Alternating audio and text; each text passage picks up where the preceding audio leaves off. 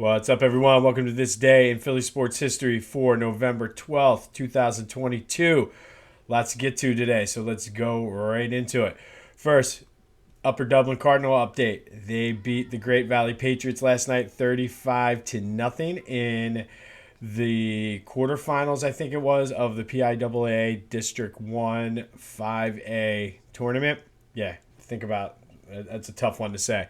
But they will be playing this Friday night again at Cardinal Stadium, but they'll be taking on the Plymouth White Marsh Colonials, who went 10-2 this year, so it should be a fairly decent game. The two teams didn't play this year, but definitely getting excited and looking forward to that. Might try to take the kids to one of these games coming up. It's always a lot of fun.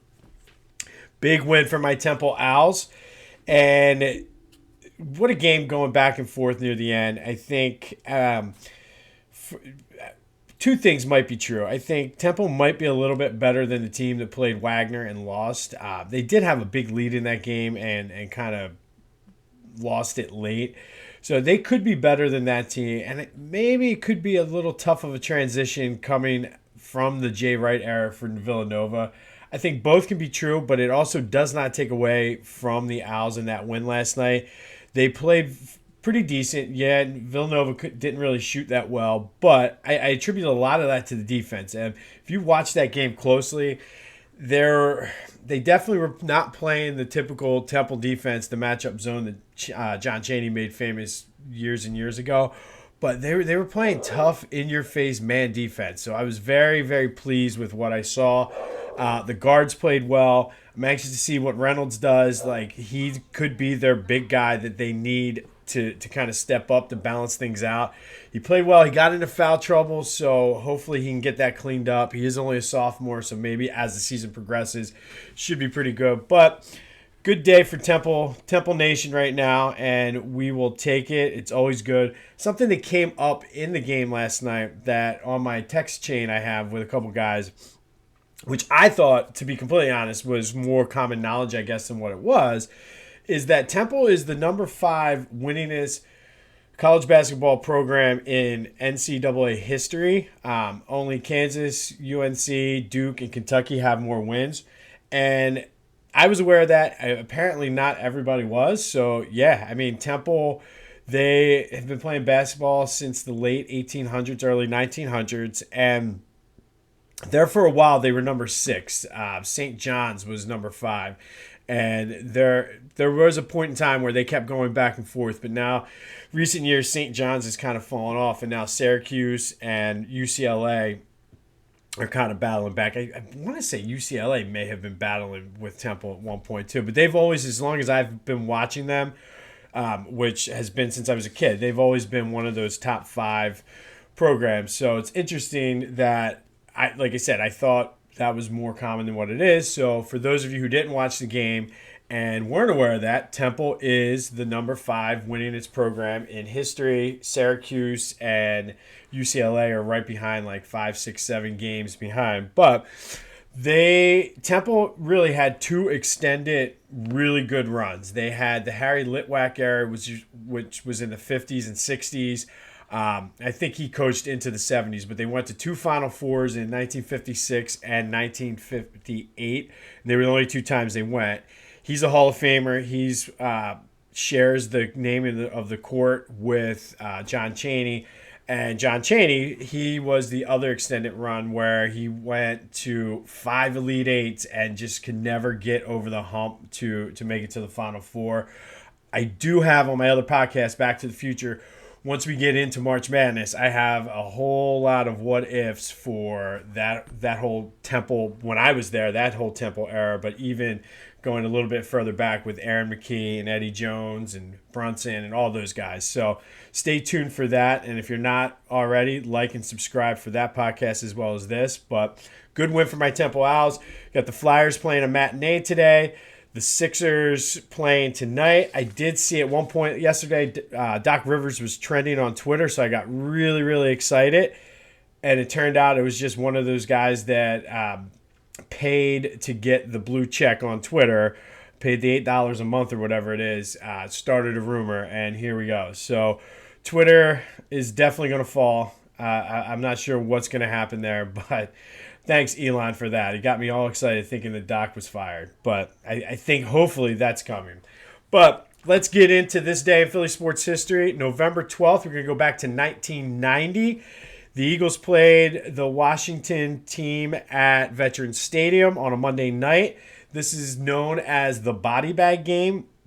And because both teams were battling for spots behind the Giants that year in the division, it was a big game. And leading into it, Buddy Ryan said that they were going to beat the team from Washington. I won't say what their former name was just because of being inappropriate.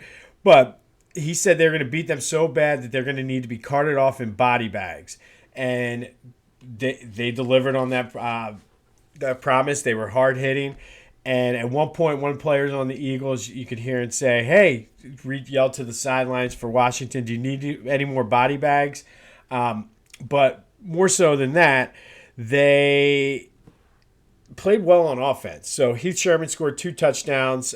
He caught a pass from Keith Byers. He ran 35 times for 124 yards, which during that time, the Eagles never had a running back that could do anything. And part of that was, I think, the offensive line. And I think Heath Sherman was a little under the radar because he was good. When he got good, his good games were very, very good. But the story of the day was the defense that day. They scored 2 touchdowns. William Frizzell and Clyde Simmons both, one Frizzell returned an interception. Clyde Simmons returned a fumble. They hurt 9 players on Washington. Both of their starting quarterbacks both of their quarterbacks that were on the roster because the rules were different at the time. And I remember this very, very well because I usually didn't stay up too late to watch Monday night, but I remember staying up and watching this and seeing Brian Mitchell, who was a rookie running back at the time for Washington, playing quarterback. You might know that he ended up coming to the Eagles later in his career, and I think is involved in the biggest what if of the whole Andy Reid era, and we'll get more into that. But he should have, if he had returned that opening kickoff in the NFC Championship game against Tampa Bay in 2002, had he returned that for a touchdown, no way they lose that game. Instead, he returned it to like the 20-yard line. A couple plays later, Deuce Staley read it in. But he ended up playing quarterback in the body bag game, which is just absolutely insane. The way that year ended, both the Eagles and Washington went 10-6, played each other in the wild card round at the Vet, and Washington won that game. And kind of the seeds were planted for the following year. In 1991, they are arguably the greatest Super Bowl winning team ever. But we'll get more into that. But they would, like I said, go on and win the Super Bowl that year. After that Washington game, Buddy Ryan was fired, and we started the Rich Kotite era, and things just started to go downhill from there with Randall's knee, Jerome Brown dying, Reggie White leaving for free agency. So this was sort of the body bag game was almost like the pinnacle of the Buddy Ryan era almost. And like it was just kind of downhill from there. Great memory, great talking point for Eagles history. However, things started to kind of go south after that. So one interesting fact about this is after the season, the NFL changed the rule because of having Brian Mitchell have to come in and play quarterback. And they allowed the NFL teams to have a third quarterback on their roster who, if he had to, could play, but it meant one of the other 2 could not go back in the game. So it's just interesting that Buddy Ryan body bag game actually changed the rules of the NFL. So there you have it. Good win yesterday for my Upper Dublin Cardinals. Good win for my Temple Owls. This day in Philly sports history was the body bag game. Eagles 28, Washington 14 back in 1990. Sixers Flyers play today. Huge college football slate. Go have yourselves a Saturday. And until next time, I'll see you when I see you.